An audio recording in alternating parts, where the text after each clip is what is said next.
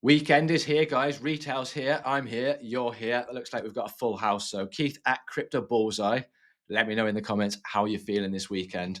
Are you optimistic going into next week, or are you worried about some kind of a pullback? In this video, we're going to be talking about none other than DogeCoin, and the title is Will DogeCoin Moon or Boom in 2025? It's not a moon boy title, guys. This is going to be backed up by actual thesis and actual analysis. We're going to be looking at the Dogecoin chart, how it's performed against last year so far, what it needs to do to put in all-time highs. If it puts in all-time highs, how high is that likely to be? We're going to see what Elon Musk says about buying Dogecoin. Then we're going to look at the market cap and why it's the king of the memes. So we've got Right, we're going to start with the technical analysis. We're going to start with the Dogecoin price. We've had a reaction at this 40-cent level, and you can see the choppiness that's happened between this 40-cent level here. This is what you call a distribution channel. Why is it a distribution channel? What I'm going to do is I'm going to stick my Fibonacci, and this happens time and time again, guys. You can go and do it to pretty much any chart, and you'll see that you're going to get sticking points. Might not be this sticking point, but you're going to get sticking points at retracements from its all-time high at the Fibonacci numbers, and they should always add as your first target that you're going to get a reaction and expect some kind of a pullback. So if we do that on Dogecoin and put a Fibonacci retracement tool on there, guys, put a fib retracement tool on there from its previous bull market high. That was all the way back up here. One thing that you'll see with Dogecoin that you didn't see with the rest of the crypto market, or most of the crypto market, is this, guys. Look when Dogecoin put in its all-time high, April, May 2021. Can you remember what happened to Bitcoin and the rest of the altcoins last crypto cycle? You had May, April 2021. You had the May crash of May, April 2021. Or so you had the May crash of 2021. You had that big 50, 60% pullback in Bitcoin. You had that big 70, 80% pullback in altcoins. Everybody thought that the crypto market had finished. Then you had the acceleration for the second half of the cycle. Now, look what happened to Dogecoin during the second half of the cycle. Remember, it was November 2021 where we had the market crash. Here we go, October, November 2021. So while the rest of the crypto market kept absolutely flying and putting in new all-time highs, that's one thing to remember. In leg two of the previous cycle of the Dogecoin bull market, we put in a lower high when everybody else was putting in higher highs. So that's one thing that you need to factor into your thesis. Are we going to put in an all-time high on Doge, and then we're going to retrace and put in a new all-time high? Or is it going to be similar to last cycle where I put in an all-time high, come back, and during the second half of the cycle, we put in a lower high, and then this ultimately was the all-time high for Doge. So we're going back all the way to April 2021 from its all-time high, and then you can see that we're getting a reaction here at the golden 61.8% retracement. 618 here, guys. If we mark the 618 out, now what's this telling us? We know we talk about the golden 618 a lot. It's the magic Fibonacci number that price always sticks to. Once you get a retracement to a 618, 9 times out of 10, 8 times out of 10, you're going to get a sticking point reaction from that level. And that's exactly what's happened here. Why do you think that is from a psychology perspective? People understand that you take profits from a 618 when you zoom out from a macro scale and you go all the way back 3-4 years to April 2021, and you know that this is going to get a reaction. That's where people are putting their sell orders. So if you've got lots of people putting sell orders, remember, when you're putting sell orders on a horizontal and not a diagonal, it's the same sell order. So just for an example, at the 618, it's 47 cents. If we were using the diagonal, and we had exactly the same amount of liquidity. Some people had have orders here, some people have had orders here, some people orders here, some people orders here.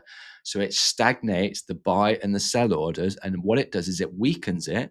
Once you've got weaker buy orders and sell orders, that means that the bulls in an upturn can pull price higher even further.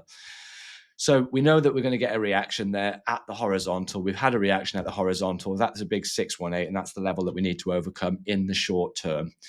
But this is going to give us an indication, guys, because it's all about time in the market, remember. You can look at Dogecoin and you look at other things like Polkadot, and you can look at other coins and you can see a lot of them are hitting their 38.2% retracement, where Dogecoin's gone all the way and tested at 61.8. So the next thing we're going to do is look for clues as to what we need to happen next before we get this kind of breakthrough. Because at the moment, it's resistance buys, resistance buys, resistance buys. We say time and time again, what patience does is once you break through and then you confirm this 618 as support, It's going to be the same level as the resistance, apart from you're going to have a higher probability that you've got a support buy rather than a resistance buy. Sell orders are expected to win at this point. At this point, sell orders are expected to win. Once you've broke and once you've closed, the buy orders are expected to win at this point. The bulls have got conviction, more buy orders go, and then you start putting in that higher high once you've put in a higher low. So that's what we're looking for in the short term, is we need a break and we need a close above the 618, which is sitting at 47 cents. So you've got 50 cents, which is going to be a psychological barrier to overcome. And where did we go in the last bull run? 73 cents in the last bull run. So do I personally think that DogeCoin is going to put in all-time highs going into 2025 and create a new all-time high for its next bull market? Personally, guys, I'm not a guru, but I do think that that's going to happen. Just looking at the analysis, how far that we've ran already in comparison to its previous all-time high. It's looking strong all the way to its 618 this early on into the bull market. So you're expecting a pullback. That's why you've got this choppiness here. And then we can look at the indicators to get an identification as to when the bulls are going to get another turn to try and push price higher than the 618. It's all going to be driven by some kind of fundamental analysis, guys, or fundamental narrative, should I say. You get some good news about Bitcoin, you get good news about crypto, and then you'll see these levels being broken time and time again. So you can see, if we look at the stochastic RSI has actually been in an oversold position. It's been accumulating in this oversold position while we've been distributing in an overbought position. So this is going to give us an indication as to whether, once we start pushing up here, whether this can break and close above the 618. So monitor this, guys. It's the daily. This is going to take a few days to play out. How high will price action go, and will it put in a new high once we become overbought on the stochastic? It's one thing that we can look at to find out. You can see with the RSI, guys, we've put in quite a big divergence here. We've put in a higher high, and then we've put in, well, it's pretty much the same here, but what we've put in is a major higher high on the chart, showing a little bit of a divergence, potentially a little bit of a cool off. I mean, what happens time and time again, guys, and one good thing that you can see on this chart here is when you've got this distribution phase here, this means one thing. It means either people are trying to get out the market and trying to get out the market, and would it be a good time to get out the market during this time of the cycle? Or it means that they're trying to push price above the 618, but you've got so many sell orders to get through that it keeps getting pushed down and pushed down and pushed down. Ultimately, those sell orders will get wiped out. And then when the buyers have got conviction, you'll start putting in a high above the 618. You can test that as support. And then that 47 cents would look good to me as a support buy.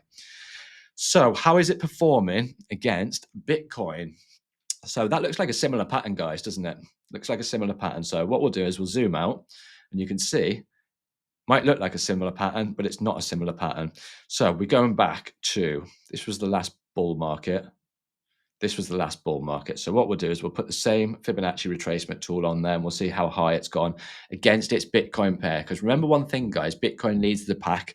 Bitcoin leads conviction. Bitcoin leads the narrative, and everything else follows. So because of that, the rest of the crypto market, unless you're in alt season, is getting bled against Bitcoin. Or 99% of them, guys, when you average them out as a whole, they're getting bled against Bitcoin. When you look at this, we haven't even hit the 38.2% retracement of its previous Bitcoin all-time high. So we've got to the 38.2 from where price is now, a 45% move to the upside. So guys, this is another thing that we need to be looking at and we need to be monitoring. It's all well and good looking at the Doge against the USDT. How is it performing against Bitcoin? Because if it's not going to start outperforming against Bitcoin, is it better to hold Dogecoin or is it better to hold Bitcoin? We know how the flow of narrative moves from one risk to another risk, and it tends to get from de-risked assets, the least riskiest assets such as Bitcoin, move into higher and higher and higher risk assets as the bull run progresses to get more gains, till ultimately there's too much liquidity in the market and what goes up must come down. When it comes down, guys, I want to be 95% out the market, between 75 and 95% out the market. I do want a bit of skin in the game, but I do want to be taking money out of the market to transfer that into lower risk assets. And we've been talking about that on the channel recently. So that's the level that we need to overcome on Doge, is this 38.2% retracement against its Bitcoin pair, and that's sat at 0.0000591 Satoshis. So that's a couple of things that we can look at. You can see that's pretty much at a resistance level. We're getting rejected here. You can get rejected here. You can see that Luxalgo is telling us it's a rejection level. getting rejected at 618 on the USDT pair. And then the next thing that we're going to look at is total 3, because everybody's calling alt season now. Everybody's saying we're in the middle of an alt season. We've got 88 days. This is my indication of a real alt season, guys, is when we get a breakout of the all-time high of the previous total 3 all-time high. That's when I'm confirming alt season for my personal analysis. Then I can use that as a measurement tool, because I can use the previous cycle to find out how long it took for the total 3 to break out to all-time high in the previous couple of cycles, and then get an average and an indication as to how long I've got to scale out of my position. So it's all just adding weight, guys. So what is the market cap of DogeCoin? Why is DogeCoin the king of the memes? It's number 7, guys, out of the whole of the crypto market. It's a meme coin. It's number 7 out of the whole of the crypto market. We know people that hype this. We know that Elon Musk loves this. And we know that potentially something at some point could happen with Dogecoin. It's got a market cap, guys. This is a meme coin. It's got a market cap of 59 billion, or nearly 60 billion, 59 billion, 955,292,744. So like I say, it's number 7 out of the whole of the crypto rankings. Then what does Mr. Musk say about buying Doge? Are you still a fan of crypto? Well, I mean, I'm not advising anyone to buy crypto or bet the farm on, Dogecoin or anything like that. Okay. Don't bet the farm on Dogecoin. You might have been thinking, maybe you should, but let me advise you, that would be perhaps unwise. Okay. So Dogecoin is my sort of favorite cryptocurrency because it has the best humor and has dogs. I did, however, look at the price of it yesterday. It's lower than it was. Well, I don't know. Maybe it's like a friend of mine has a saying that the most ironic explanation is the most likely, and the most ironic outcome for currency would be that the thing that was made as a joke to make fun of cryptocurrencies. Most ironic outcome would become that it becomes the global currency. Okay, that was a bit of a cryptic message there by Mr. Musk, but read from that as you will. So the good, the bad, and the ugly. What we're going to do now is we're going to look, firstly, at what level we need to overcome. In fact, we've talked about that. That's the 47-cent level. That's the 61.8% retracement of its all-time high. We want to break and we want to close above that, and we want that to test support, because remember, it's all about support. You don't buy resistance, you buy support. So we know that this is a resistance level. We know there's lots of sell orders here. We know that the only way that we're going to get conviction is once we've broken and closed above. Does it mean that we're going to get a break and a close above anytime soon? Doesn't, guys. We could get a retracement. If you get a retracement, where are you likely to get a retracement to? We'll stick our Fibonacci retracement tool on there to find out any key levels from its swing low to its recent swing high. And then we're looking for sticking points that coincide with these other Fibonacci numbers on the higher time frame. So this is the lower time frame. This is the macro higher time frame. And you can see you've got your 38.2% retracement, which we would expect to be the first time that you're going to get any kind of support in a strong trend. And then you've got this 38.2% retracement from its high to its low. So this is from its high and this is to its low. This is from its low. This is to its high. So this is creating a bit of a zone here. This zone should act as support, and it's sitting at 31 cents to 33 cents. So if we get a pullback, this is where I'm expecting to get the first reaction. That's the first place that I'd be looking to scale my entry on Dogecoin if I wasn't in there. So if we get a retracement, we're looking at a retracement from the 33 cents, what was it, 31 cents to the 33 cents. What about bull market highs? Remember, if you go into price discovery, guys, what does price discovery mean? It means that the market has never traded that high before. The price has never been that high before. And if the price has never been that high before, where are you going to put your sell orders? People put their sell orders sporadically at different levels and different levels. And if you've all got your sell orders at different levels, that weakens the wall and allows the bulls to push higher and push higher when they've got sentiment driven behind them. That's the thing, guys. Remember, we talk about these horizontals. If the bears at any point in the bull market knew that there would be a resistance level, the bears would all put their sell orders in there. But the bears don't know because it's new all-time highs. It's price discovery. So they'll put it here, they'll put it here, they'll put it here. And then the bulls will wipe straight through because they've got the sentiment behind them. So what I'm going to do now, guys, is I'm going to stick a retracement tool again from its all-time high. In fact, we can do it from this one. And what we can do is double click on that, and then we can look for extension levels. The 1618, the 1272, and then shooting for the moon is the 2618. So we'll have a look at these levels here, and these are the only levels that we can go by because we don't know what price is going to do in price discovery. So these are going to be the sticking points for us. You can see the first one is the 1272. That sat at just under 93 cents. That's going to be your first sticking point. Will it go higher? If we get all-time highs on Dogecoin, it probably will go higher than the 1272. And the first level that I'd be looking at after that would be this, the 1618. Let's mark these out. So you've got your 1618 sat at $1.16. You've got your 1272 sat 92 cents. And then you've got the big 2618 all the way up here, shooting for the moon, $1.85. And that's really shooting for the moon, the 2618, guys. So the conservative levels, 1272, 92 cents, just under 93 cents. You've got $1.16, just under $1.17 for the 1618. That's going to be a strong sticking point. You can see this retracement here. The 618 was this big sticking point. You've got this big accumulation of price action going for a long period of time, trying to get through this barrier, trying to get through this sell wall. You get exactly the same here on the 1618. You're going to get a big sell wall there where you're likely to get a retracement. You might even get something like this, guys.